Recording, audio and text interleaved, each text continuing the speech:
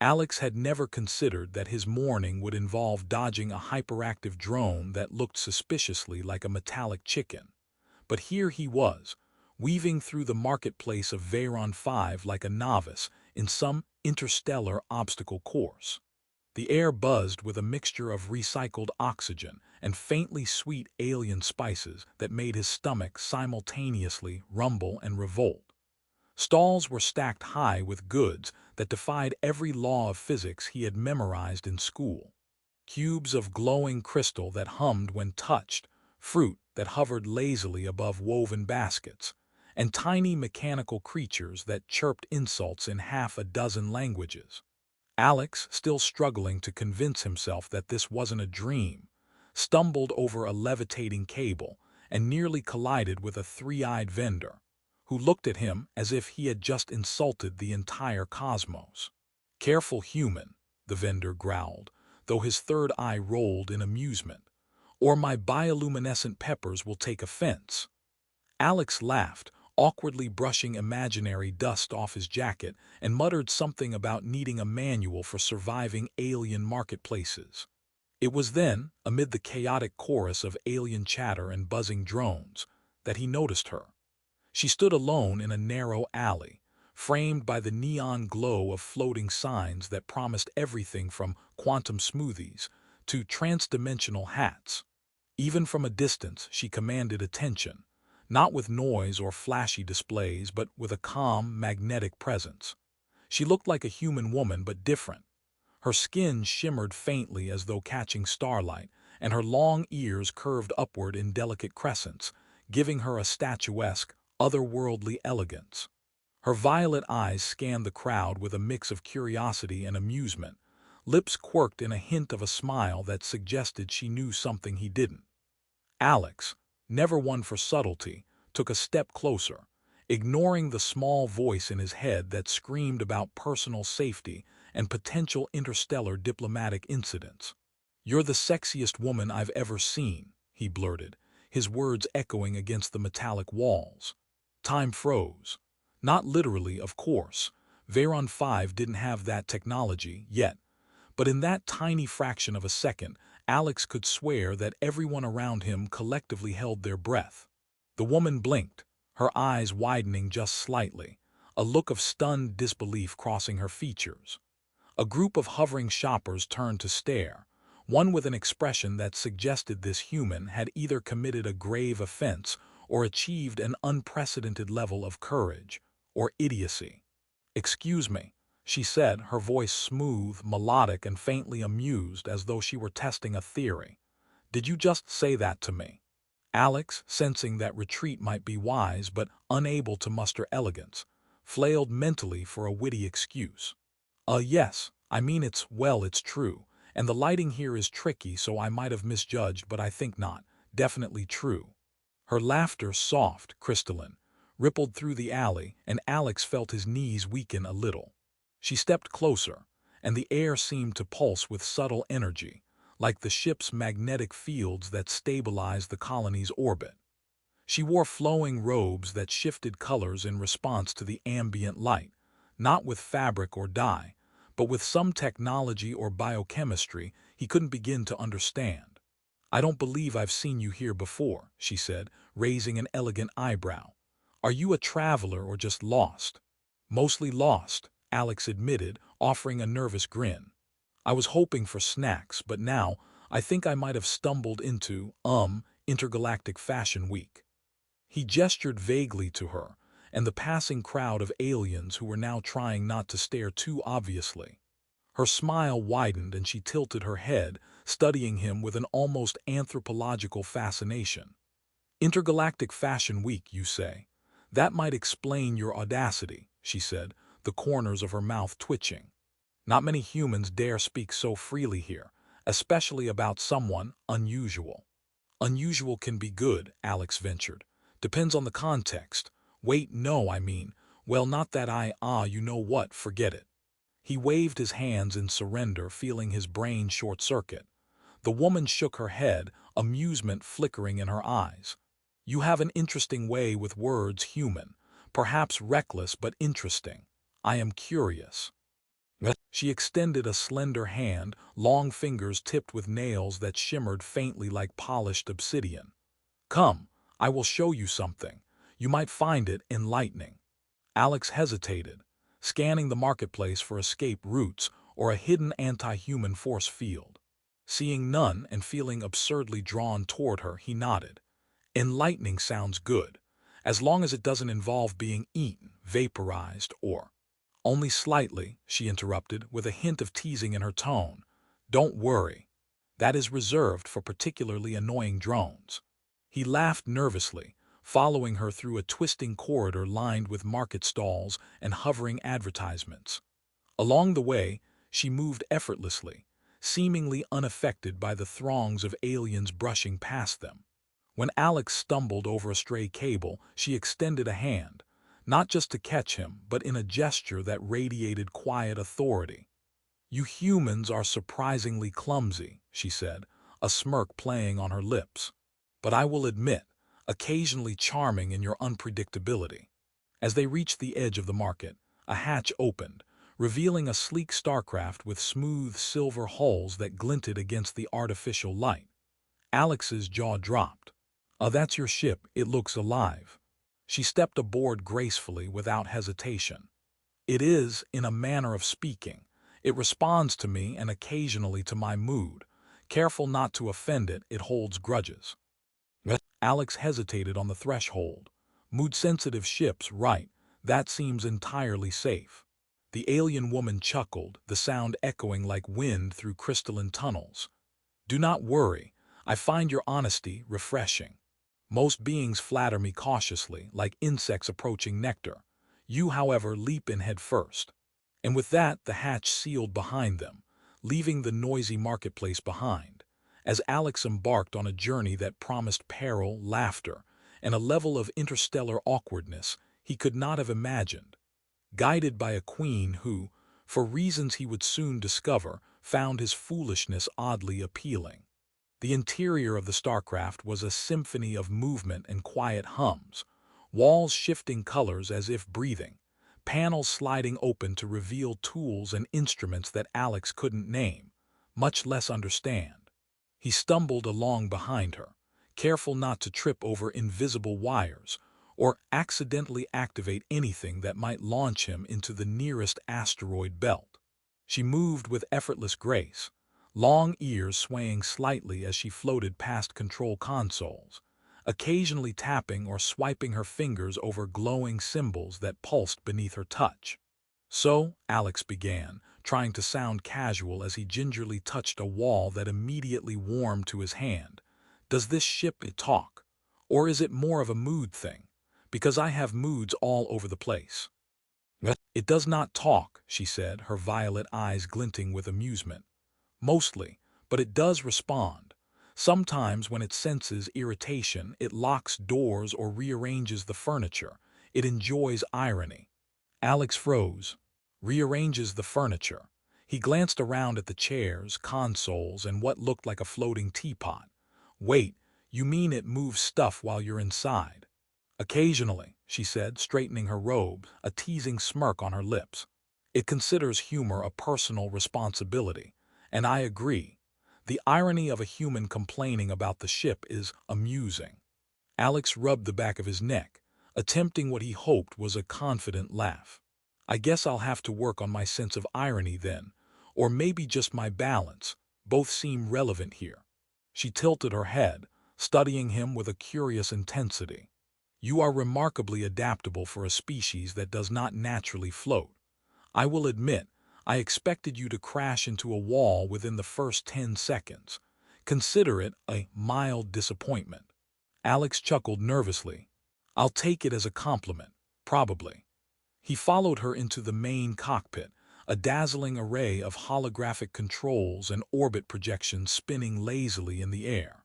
Stars streaked past the viewport as the ship accelerated, leaving Veyron 5 behind in a haze of neon.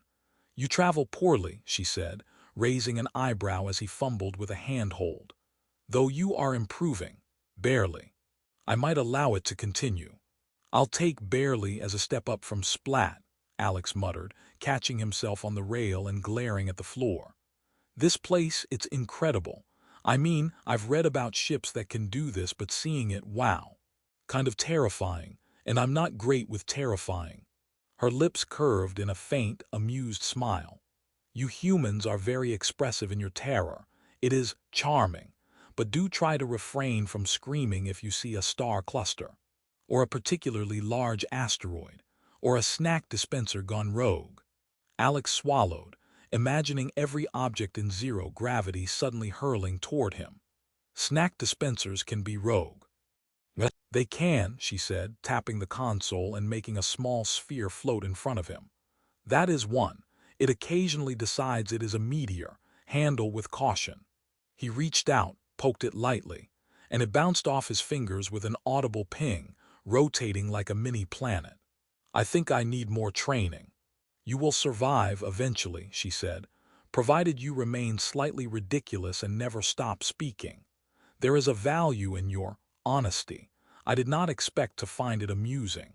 Most beings are dull in their attempts at flattery. Alex laughed, the tension in his chest loosening.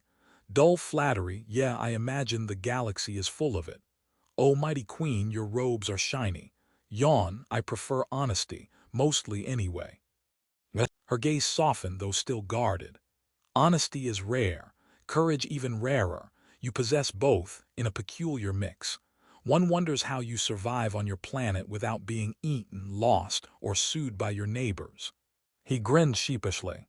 Mostly by luck, and a little bit of charm, though I wouldn't rely on it here clearly. She floated closer to the large viewport, where streaks of starlight painted patterns across her robes. You misunderstand, human. Here charm is optional, adaptability is essential, wit is appreciated. She paused, considering him. You have wit, frustrating, chaotic, unpredictable wit.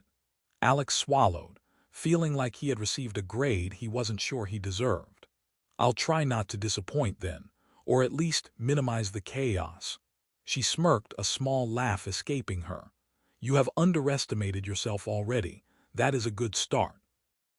Hours, or perhaps minutes, he could no longer tell, passed as they navigated through dense asteroid fields, asteroid mines, and clusters of wandering satellites. Every now and then, she would tap a holographic display, redirecting them with a flick of her hand, and Alex would mutter jokes about dodging rocks like a cosmic video game. She would respond with sarcastic remarks, noting his impressive yet comically uncoordinated reflexes, making Alex laugh and groan simultaneously. Watch the next cluster, she warned suddenly, a grin tugging at her lips. I believe it's attempting to intimidate you. Either that, or it is mildly curious. Alex squinted at the spinning rocks ahead. Intimidation or curiosity? How do I know which one to panic at? Both are correct answers, she said lightly, tapping a console and sending a holographic asteroid spinning in a different direction. You are learning, though slowly. Acceptable progress. Barely. They drifted in silence for a while, Alex catching his breath and watching her work. There was a rhythm to her movements, a quiet authority that seemed natural, effortless, yet precise. He couldn't help but admire the ease with which she commanded the ship and the cosmos around it without arrogance. You ask little about me, she said finally, voice lighter than before. Curiosity about beings is expected. But you, human, you stare at controls, wobble, joke, and survive. I find that interesting. I'm curious, Alex admitted, but mostly terrified I'll break something important, or myself, or both. She laughed again, this time soft, musical, echoing faintly off the metallic walls. Fear is understandable. Mortality is amusing in small doses. It gives perspective. And humor is essential, even among kings and queens. Alex grinned despite himself. I can handle humor. Slightly panicked humor, maybe. Is that acceptable? It is, she said, floating closer, her long ears brushing lightly against a console, sending small sparks of light dancing across the walls. It is acceptable and sometimes welcome. I suspect you will survive longer than most. Not by skill, not by design, but by absurdity, and it suits me. The ship hummed around them. alive in subtle, sentient ways, the stars sliding past like streaks of molten silver. Alex couldn't shake the feeling that he was on the edge of something vast, unknowable, and maybe dangerous, yet thrilling. He was a human thrown into a galaxy of alien politics, unpredictable technology, and cosmic whimsy. And for some inexplicable reason, he wasn't entirely frightened. He was laughing too much to be scared. As the starcraft veered toward a distant system of luminescent planets, she glanced back at him, violet eyes sparkling with amusement and calculation.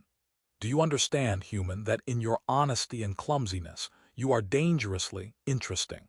I think I understand, he said, raising a hand in mock salute. But just so we're clear, dangerously interesting sounds like a warning. Or maybe a compliment. Either way, I'll take it. She smiled faintly, turning her attention back to the stars, and Alex realized he was no longer just a visitor. He was part of something vast, absurd, and wonderfully complicated. And he had a feeling that surviving this journey would require equal parts wit, luck, and a complete lack of conventional caution. A recipe he, somehow, felt ready to try. The alarm buzzed softly at first, then escalated into a high-pitched wail that made Alex clutch his head like a cartoon character. Why does everything beep like it's angry at me? He shouted over the din, eyes darting around the cockpit. The alien woman floated past him, serene as a drifting comet, her long ears barely twitching. "It is not angry at you," she said, her tone as calm as gravity in the empty void. "It is merely alerting us to an intruder, though your panicking is amusing." Alex groaned. "Amusing? I feel like we're about to be eaten by space pirates or something worse, and you find it amusing." "They are not space pirates," she corrected, flicking a hand to reroute the ship's holographic defenses. "They are political opportunists, less charming, far more dangerous, and they have a tendency to underestimate humans. That is why you are here." Alex blinked. "Me, why me?" "Because," she said, glancing back at him with a smirk, "you are unpredictable, chaotic, clumsy, and therefore not bound by their expectations. They will not know what to do with you." He felt simultaneously insulted and flattered. "So my entire heroic potential rests on me being a walking disaster." "Precisely," she said, her violet eyes twinkling. "Now stop whining and hold the controls." He grabbed the nearest lever, trying desperately to look competent while his mind raced through every sci-fi action cliché he had ever read. The approaching fleet of sleek black ships filled the viewport, glinting with menace. Okay. Which button do I press? The one that says please don't explode, or oh no, they're already firing. The first shot sent waves of shimmering energy across the hull. Alex ducked instinctively, hitting a lever that made the ship spin like a top. "Oops," he said, peeking up. She chuckled softly. "Excellent. You have created a diversion. They are recalibrating. Continue to panic effectively." Alex's fingers flew over controls he didn't understand. Somehow, through sheer accident, they weaved through the assault, dodging laser blasts and weaving around asteroid debris with a combination of luck, instinct, and a surprising amount of clumsily executed skill. "Human," she said, voice calm but edged with amusement, "you are performing adequately. Remarkably so, considering your initial mortality rate in zero gravity was catastrophic." "Thanks," Alex panted, "I think." As the last of the enemy ships veered away, unable to anticipate their erratic maneuvers, Alex sank against the console. "We survived." "Barely," she said, floating toward him, long ears brushing against a soft shimmer of holographic display. "But that was the point. Now you understand a small fraction of what it means to operate in my world." Alex nodded, catching his breath. "And by small fraction, you mean I nearly died a dozen times. Got it." She laughed, the sound ringing like chimes across the empty cockpit. "Perhaps, but you also learned trust, patience, and the value of improvisation. Human traits often underestimated, yet occasionally decisive. You have changed, Alex. Do you feel it?" "I think so," he he admitted, trying to keep from wobbling into another console. I'm not as terrified, mostly, maybe a little, and I can dodge lasers accidentally. That counts for growth, right? It counts, she said, her smile softening. And more than that, you have proven yourself adaptable in a way that is rare among humans or anyone else. You are no longer simply a visitor. You are a participant, a companion perhaps, if you survive long enough to claim that title. Alex grinned despite himself. Well, surviving seems like a reasonable goal. Companion sounds like a bonus. She tilted her head, studying him with a mixture of amusement and something softer, almost like respect. You have learned, unexpectedly quickly. Even the unpredictability of humor can become a weapon or a shield. You have discovered that, by embracing your flaws, you can navigate chaos. As the ship glided through a serene field of nebulae, violet clouds swirling with bioluminescent dust, Alex felt a strange mixture of exhaustion and exhilaration. He had begun this journey as a bumbling, overconfident human who thought charm alone could get him through anything. Now, he was aware of the subtleties of alien politics, the dangers lurking in the silent void, and the delicate balance of authority and respect required to survive, and perhaps even thrive. So, he said, attempting to sound casual while still internally vibrating with the memory of narrowly avoiding death several times, are you going to tell me who you really are now? Or should I keep guessing at the mysterious traveler with killer ears theory? Her gaze met his, steady, commanding, yet tinged with amusement. I am the queen, she said simply. I rule this system and my word shapes worlds. And you, human, have survived my tests, my chaos, and your own absurdity. You have earned the right to know me as I am. Alex blinked, processing the revelation. You, the queen, the one everyone bows to, negotiates with, fears, and respects. Yes, she said, her voice calm, regal, yet unexpectedly warm. And yet here you are, speaking freely, laughing at danger, and somehow surviving. You see me as a person. That is rare and valuable. He swallowed, suddenly feeling the weight of what he had said when he first complimented her, the casual words that had set this entire journey in motion. Well, I still think you're the sexiest woman I've ever met, he admitted, a sheepish grin tugging at his lips. And now I know you're a queen, it's, well, even more impressive, I guess. She let out a small laugh, the sound musical in the quiet of the ship. You are remarkably fearless in your ignorance, human, and perhaps that is why you survived. You respect and you just